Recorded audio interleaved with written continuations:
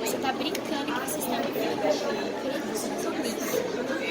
Onde vai ser mesmo? Onde vai ser direitos autorais? É recordação, gente. É recordação.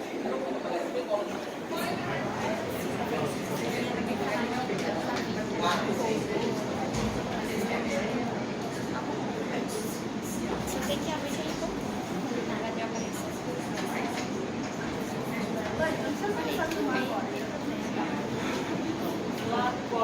Podem dar início.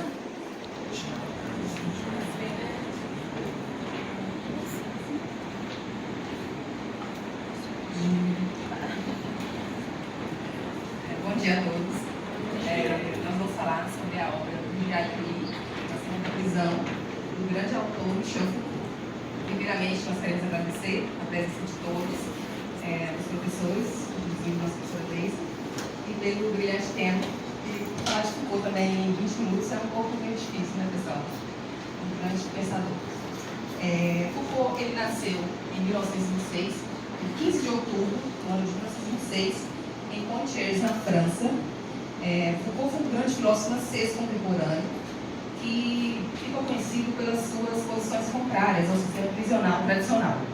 Foucault, ele foi um ativista, um crítico também, né, que se envolveu em várias campanhas contra o racismo e pela reforma do sistema prisional tradicional. Foucault, ele viveu durante o contexto da Segunda Guerra Mundial, o que fez interessar ainda mais pelas ciências humanas. Licenciado em filosofia, graduado em psicologia patológica. Foucault, ele foi psicólogo em hospitais, em penitenciárias, e também foi professor universitário na Alemanha, nos Estados Unidos, na Suécia, na Tunísia, e como diplomata cultural do exterior, ele fez várias conferências em vários lugares do mundo, inclusive no Brasil, onde ele esteve pela primeira vez no ano de 1965.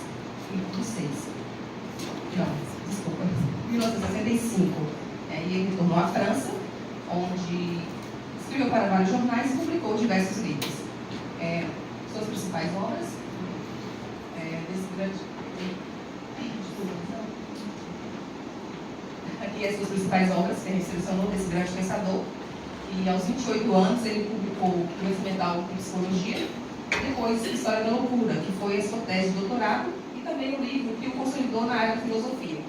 Depois ele publicou O Nascimento da Clínica, As Palavras e as Coisas, A Arqueologia do Saber, Isso Não É um Cachimbo, Vigiar e Punir, do ano de 1975, e História da Sexualidade, foi um livro cujo projeto compreendia a publicação de 6 volumes, entretanto ficou inacabada, pois no ano de 1984, em Paris, Foucault falece em 20 mundiais e suas consequências. Olá, gente, bom dia. Eu sou a Renate.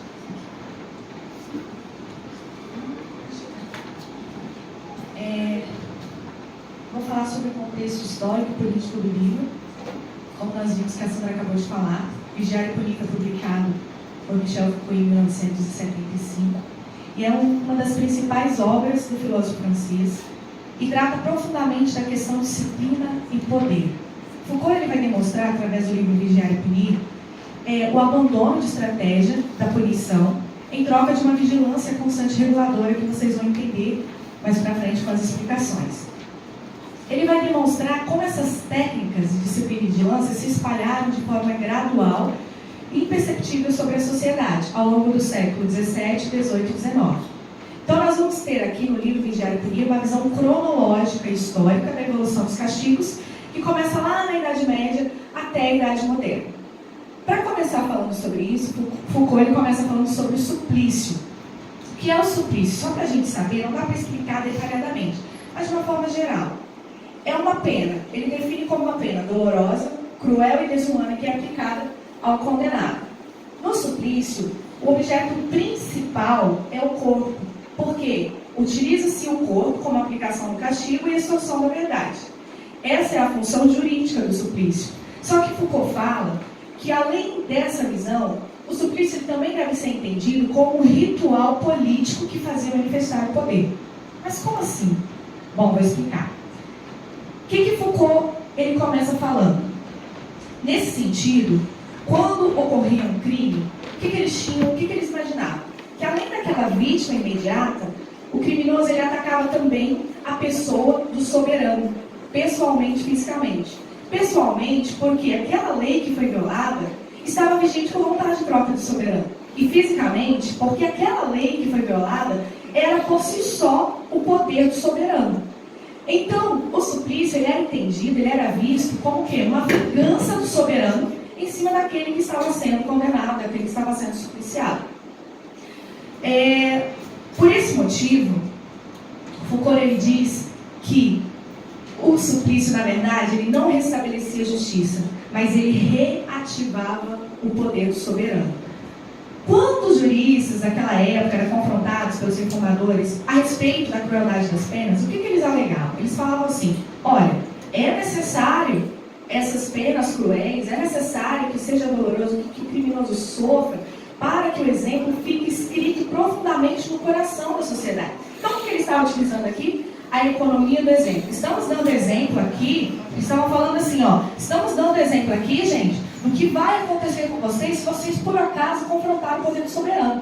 Só que Foucault diz que não era isso que sustentava o suplício. O que, na verdade, sustentava o suplício era a política do medo. Ou seja, quando eles aplicavam aquelas penas dolorosas, estavam fazendo com que a população não se rebelasse contra o soberano. Ou seja, fique quietinho aí, porque quem é que manda sou eu. Era mais ou menos dessa forma. Então, o suplício, ele tinha essa função, né, de se aplicar ali essa política do medo sobre a sociedade.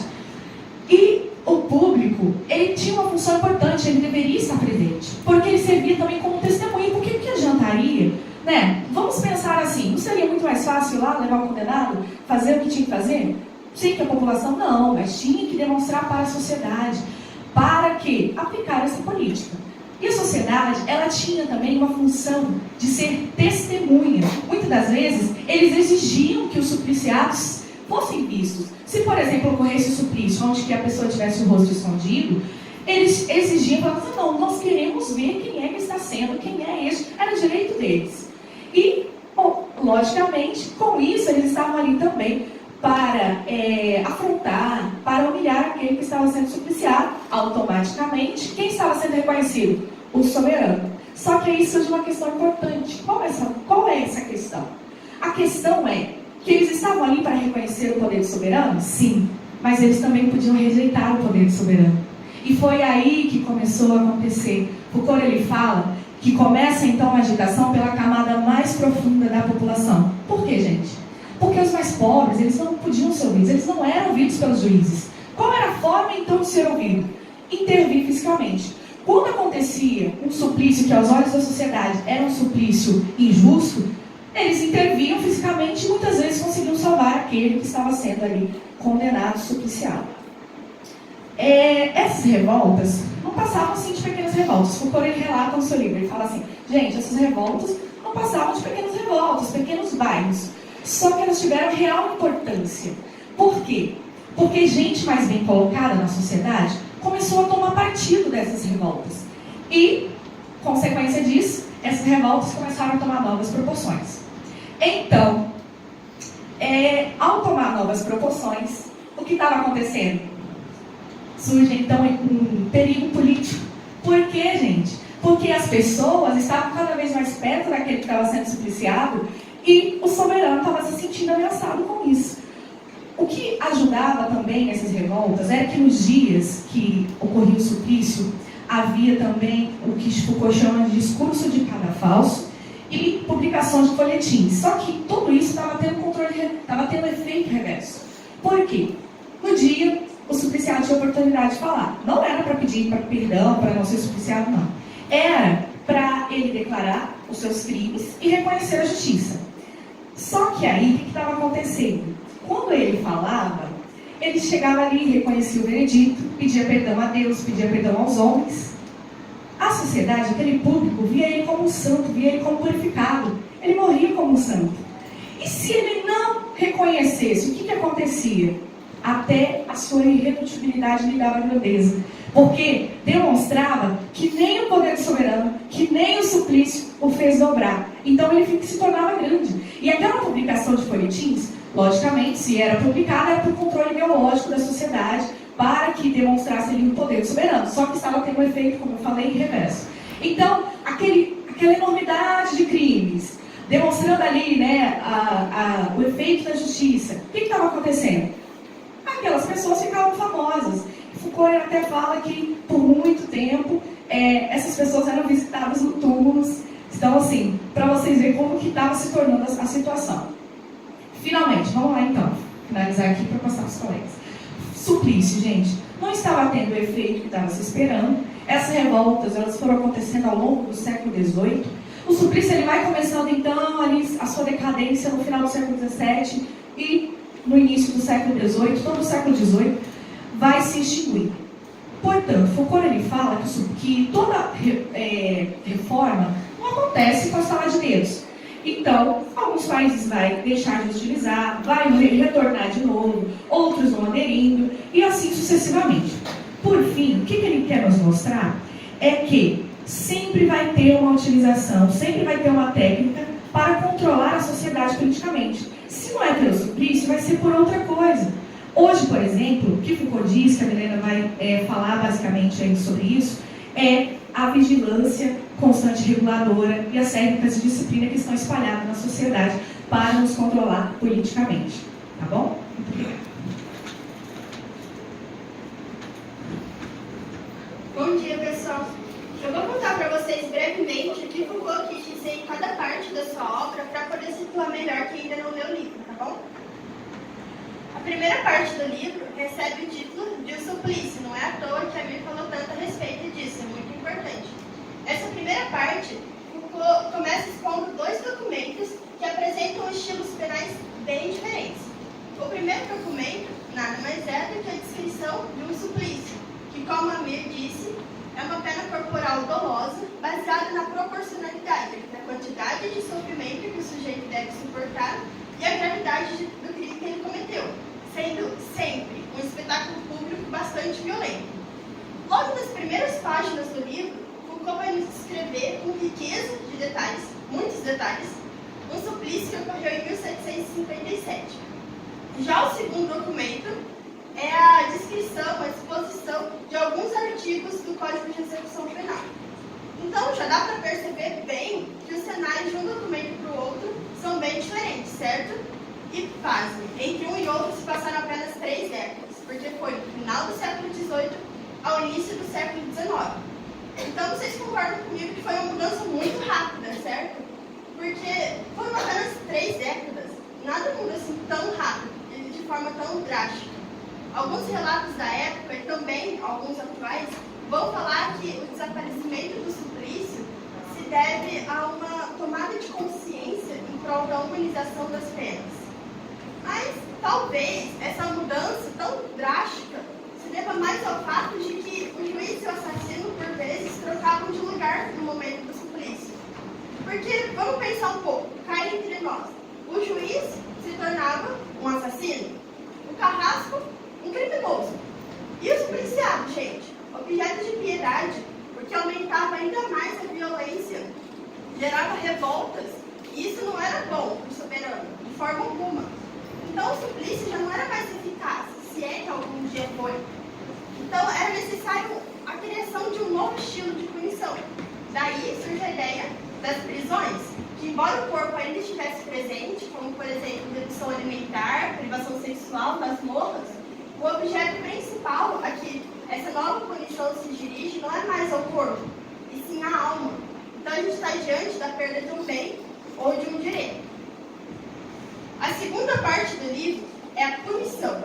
Aqui, efetivamente, Foucault vai tratar dessa mudança de punição, porque no final do século XVIII, os reformadores já estavam vendo o suplício como um perigo real ao poder soberano.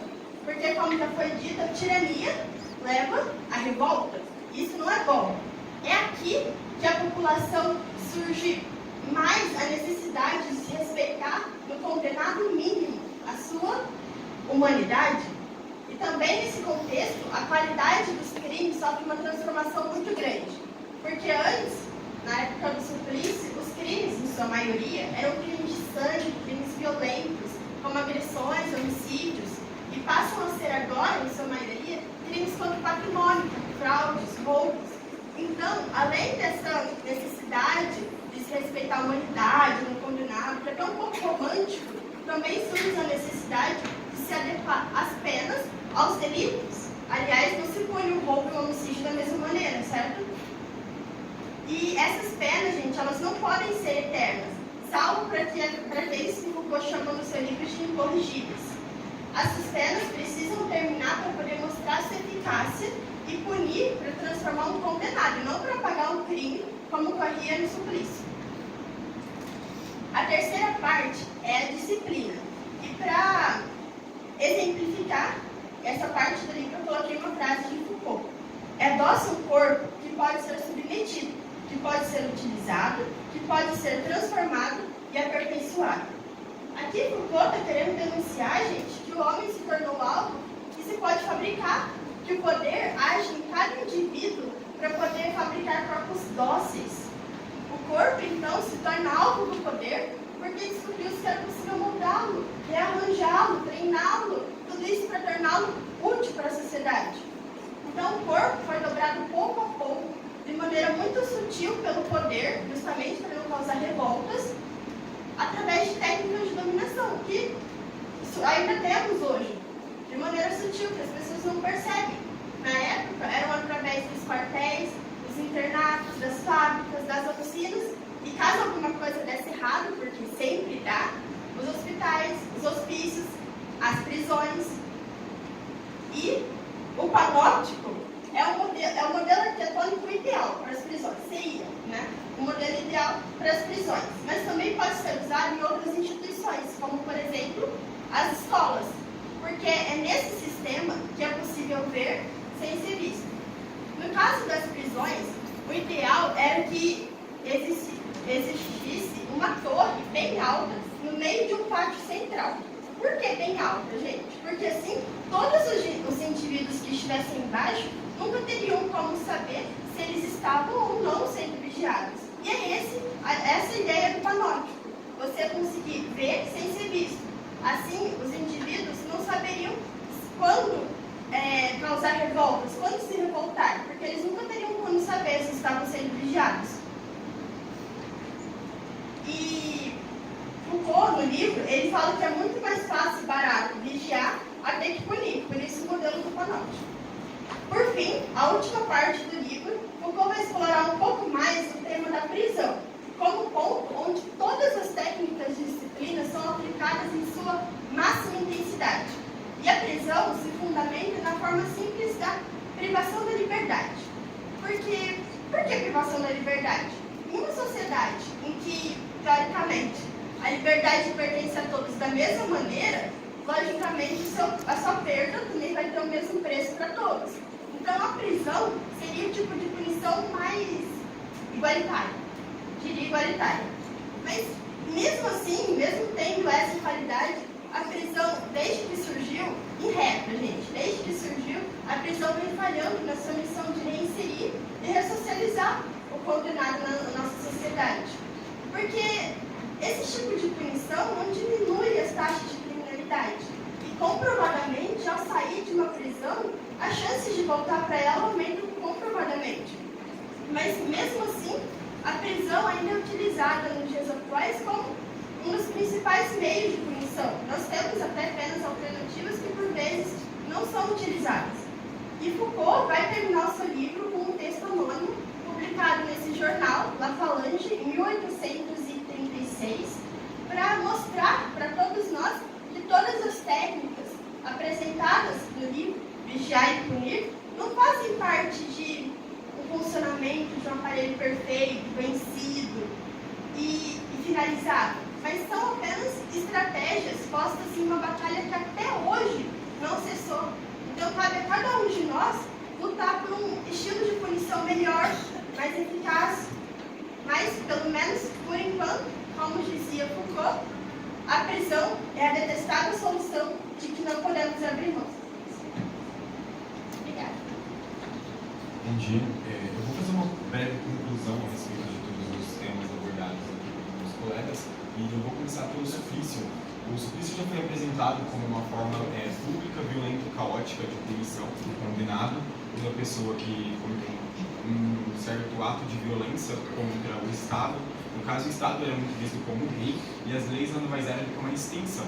Então, como a lei era uma extensão do corpo do condenado, nada mais justo do que punir de forma violenta o corpo do condenado para que todas as pessoas que estivessem ali assistindo pudessem ver como uma forma de punição, como uma forma de não cometer mais esse delito. O Estado nada mais era do que uma ordem generalizada, uma ordem onde todos deviam colaborar para que ele funcionasse de forma correta e todos os seus indivíduos que compunham também deviam ter esse tipo de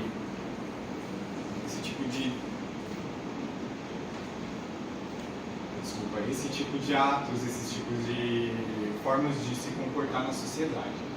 Passando por isso, a gente tem então uma grande crítica contra essa forma que não é humanizada, essa forma de punição não humanizada.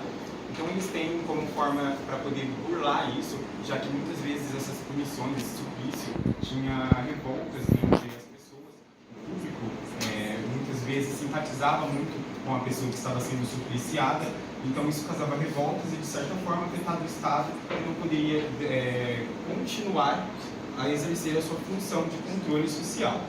A punição então é uma forma que o Estado ou até mesmo o rei achou para poder burlar isso e ter punições que não fizessem com que as pessoas gerassem esse tipo de revolta, punições que respeitassem todos os tipos de humanidade do corpo do supliciado. Passando por isso, a gente tem a disciplina, que é uma forma nada mais do que observar e, de um modo bem sucinto, ter normas ou até mesmo avisos que fizessem com que a pessoa que está cometendo um crime não voltasse a praticar esses tipos de ato. A disciplina não é violenta, a disciplina nada mais é do que formas sucintas para poder controlar ele, individualizar o seu corpo e tornar ele um cidadão apto para contribuir na sociedade. A gente viu muito esse reflexo da disciplina depois da Revolução Industrial, onde eles tentavam achar com que as pessoas tivessem o seu papel ideal para produzir bens e riquezas. E uma pessoa supliciada, ou até mesmo punição, não ia fazer com que um homem ou uma mulher gerasse riquezas e gerasse também bens para a sociedade. Essa forma, como eu já falado, ele tinha como um objetivo individualizar todas as pessoas. Então, nada mais justo do que institucionalizar em vários tipos de instituições esse tipo de controle. Como foi dito antes, a gente pode perceber que as escolas têm esse tipo de controle, assim como os hospitais e assim por diante. Esse tipo de controle é para reformar o ser humano, para que ele sinta-se observado, ele sinta-se vigiado e, de certa forma, ele mesmo regule o seu corpo, ele mesmo regule suas atitudes, sem que tenha um órgão que a todo momento pune ele de forma violenta ou até mesmo de forma vexatória, para que ele não cometa esses tipos de ações ou até mesmo atos diante da sociedade e assim contribua para a sua evolução social. Partindo daí, como eu tinha dito, existem na disciplina, ela tem que ser aplicada em várias instituições, como eu tinha dito. E algumas pessoas que não têm esse tipo de atitude diante da sociedade e, de certa forma, descumprem as leis que foram postas na sociedade, eles colocaram uma instituição, que nada mais é uma instituição soberana para disciplinar esse ser humano. A prisão acabou sendo uma forma mais eficaz para poder disciplinar ele e, de certa forma, controlar ele. Essas carreiras disciplinares, elas são meios que foram implementados na prisão para poder controlar. A gente viu várias pessoas comentando sobre isso, a respeito do controle, tanto de sol, quanto controle alimentar, quanto controle do conteúdo que vai ser aplicado, controles de horário. E a prisão tem essa forma de poder aplicar a sua disciplina para controlar controlar, regular e, de certa forma, colocar novamente o cidadão que cometeu um crime na sociedade. Esse pão óptico, ele é na verdade, ele é uma construção, uma construção, no caso de uma prisão, um ideal de prisão, porém a gente pode observar que esse pão óptico ele está colocado na sociedade, implementado na sociedade de todas as formas possíveis. Até mesmo várias câmeras que existem em locais como escola ou ruas são formas de disciplinar, são formas de controlar o ser humano, pois a todo momento a gente sente que está sendo observado. E quando a gente sente que está sendo observado e até mesmo mostrando estar observado, a gente controla nossas ações. E assim a gente se torna um cidadão controlado. Vigiar e punir nada mais é do que a passagem entre vigiar o ser humano e aquele ser humano que não respeita e não continua se vigiando e vigiando os outros para que tenham um controle social, seja punido. Na conclusão, a gente passou pelo suplício, que era uma forma de poder punir as pessoas, e depois nós passamos pela punição, que é uma forma de poder distanciar essa crueldade que os reis e até mesmo as instituições tinham em violar o corpo humano sem respeitar nenhuma humanidade. E depois nós passamos pela disciplina, que é uma forma de controlar ele sem precisar punir. Depois de controlarmos, caso a gente ainda tenha requisitos de pessoas que não respeitam e de certa forma não contribuem, a gente tem a prisão, que é, como eu tinha dito, uma organização suprema para poder controlar. E se assim ele não controlar, a pessoa vai ficar reclusa até ser apta a conviver com a sociedade e, de certa forma, vigiar e ser vigiado, respeitando todas as instituições e também a sua população. Brevemente é isso que a gente tinha para repassar. Eu quero agradecer a presença de todos e caso vocês tenham alguma pergunta sobre alguma dúvida,